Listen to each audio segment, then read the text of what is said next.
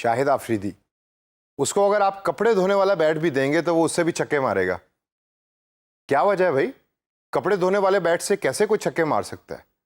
اس کی وجہ یہ ہے کہ اس کے پاس سکلز ہے چھکے مارنے کی، یعنی کہ ہنر ہے. اب آپ کو یہ بھی پتا لگ گیا کہ میں نے جابز فری لانسنگ کی کہاں سے لینی ہے.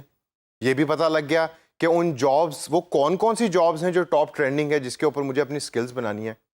لیکن آئیے سیشن کے اندر میں آپ کو بتاتا ہوں کہ وہ ہنر اور سکلز کون سی ہیں کہ جس کی ایکوزیشن یا جس کو ایکوائر کرنا یا جس کو سیکھنا آپ کی اس ٹائم سب سے امپورٹنٹ لسٹ کے اوپر ہونا چاہیے. سب سے پہلی سکل اور موسٹ امپورٹنٹ سکل ہے کمیونٹی مینجمنٹ کی. مطلب ایک گروہ کو مینج کرنا، مطلب ایک برادری کو مینج کرنا. اب کیمرہ بنانے والی کمپنی ہے، اس کی ایک برادری ہے لیٹس سے 2 لاکھ لوگوں کی. یہ 2 لاکھ لوگوں کی برادری مجھے کیسے پتا ہے کہ اس کیمرہ بنانے والی کمپنی کی ہے؟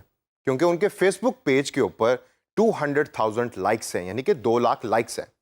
تو وہ جو 2 لاکھ لوگ ہیں وہ اس کمپنی کو ریگولر فالو بھی کرتے ہیں، اس کی بتائی ہوئی چیزوں کے اوپر عمل بھی کرتے ہیں اور ویٹ کرتے ہیں کہ کب وہ کمپنی نیا سے نیا کانٹینٹ شیئر کرے گی اپنے فیس بک پیج کے اوپر. اب ایز اے فری لانسر آپ کی ایک بہت بڑی رسپانسبلٹی ہے اس برادری کو مینج کرنے کی، یعنی کہ آپ اس کمپنی کے ریپرزنٹیٹیو ہیں. آپ کو کمپنی بتائے گی کہ ہم نے اب یہ چیز اپنے فیس بک پہ پوسٹ کرنی ہے اور آپ کو اس کو مینج کرنا پڑے گا. اسی کمیونٹی مینجمنٹ کا اگلا حصہ ہے پوسٹنگ سکلز. اب یہ پوسٹنگ سکلز ہر بندے کا کام نہیں. پوسٹنگ کے اندر سب سے امپورٹنٹ جو آپ کو ریکوائرمنٹ ہے وہ ہے کہ آپ آرگنائزڈ ہیں. آپ کو پتا ہونا چاہیے کہ میں نے کون سی پوسٹ کب کرنی ہے اور اس کا فائدہ کس کو ہوگا. Secondly, advertising.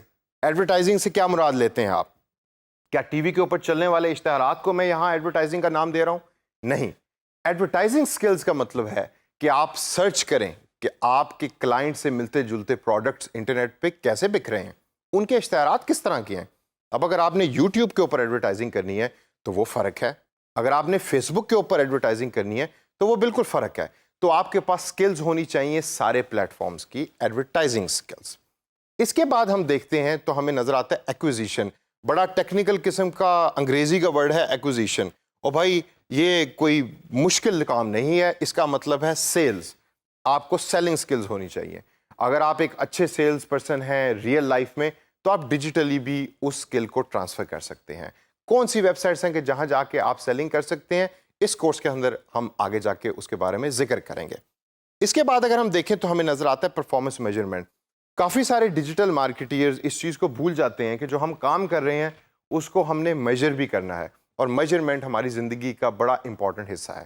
تو میری آپ کو سجیشن یہ ہے کہ آپ کے پاس پرفارمنس میجرمنٹ کی سکل ہمیشہ ہونی چاہیے تاکہ کلائنٹ کو یہ پتہ لگ سکے کہ جو آپ اس کے لیے کام کر رہے ہیں اس کی امپورٹنس کیا ہے اور اس کو میجر کیسے کر رہے ہیں آپ. اس کے بعد اگر ہم دیکھیں تو ہمیں نظر آتا ہے کلائنٹ ڈیلنگ. کلائنٹ ڈیلنگ در حقیقت صرف اخلاق کا نام ہے.